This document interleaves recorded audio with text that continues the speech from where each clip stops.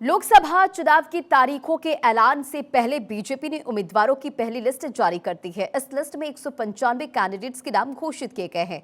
पहली लिस्ट में प्रधानमंत्री नरेंद्र मोदी, गृह मंत्री अमित शाह, रक्षा मंत्री राजनाथ सिंह समेत 34 मंत्रियों के नाम शामिल हैं। लेकिन सवाल ये उठता है कि बीजेपी फुल प्लानिंग के साथ चुनावी मैदान में उतर रही है। चुनाव की तारीख से पहले करीब 200 उम्मीदवारों के नाम घोषित कर दी गई है, मगर विपक्ष कहां है? विपक्ष की प्लानिंग क्या है? कैसे मोदी की टीम से विपक्ष गठबंधन सामना कर पाएगा? रिपोर्ट देखिए।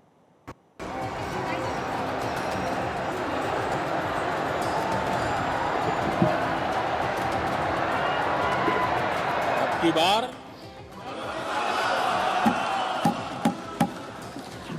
प्रधानमंत्री नरेंद्र मोदी हैट्रिक लगाने के लिए पूरी तरह से मोर्चा संभाल चुके हैं।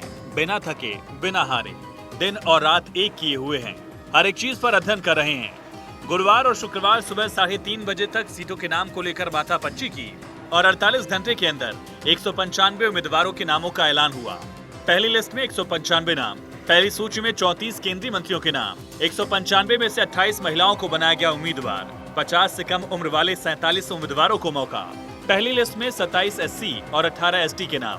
पहली सूची में OBC से 57 नाम। 195 सीट्स का निर्णय हुआ। उसमें माननीय प्रधानमंत्री जी वाराणसी से चुनाव लड़ेंगे। 34 केंद्रीय मंत्री एवं राज्य मंत्री, इनके नाम इस सूची में 195 में है।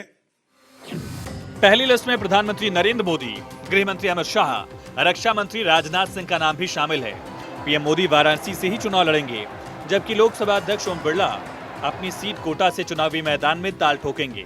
पीएम मोदी ने करीब करीब सभी रैली और जनसभा में कहा अब की बार 400 पार, और उसको लेकर प्लानिंग कर रहे हैं। लेकिन मोदी की प्लानिंग के आगे विपक्ष कहीं नहीं टिक रहा।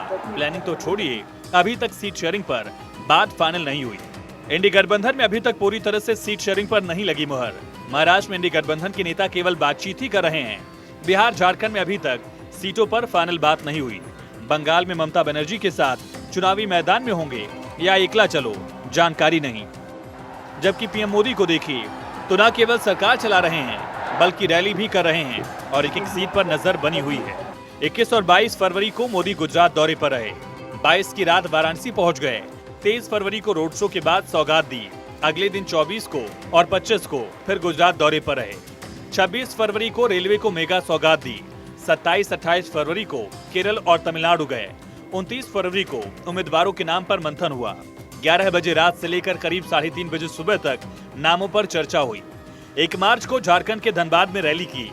इसके बाद बंगाल के हुगली में परियोजनाओं का उद्घाटन किया। 2 मार्च को बंगाल और फिर बिहार दौरे पर रहे। यानी मोदी के आगे विपक्ष कहीं भी नहीं है। और अब 195 उम्मीदवारों की पहली लिस्ट जारी कर बीजेपी ने जता दिया कि चुनावी प्लानिंग में बीजेपी सबसे आगे है, क्योंकि चुनावी तारीख के नाम के ऐलान से पहले ही लिस्ट जारी कर उम्मीदवारों को अपने क्षेत्र में घूमने और प्रचार करने का भरपूर मौका मिल जाएगा। Bureau report, Bharat 24।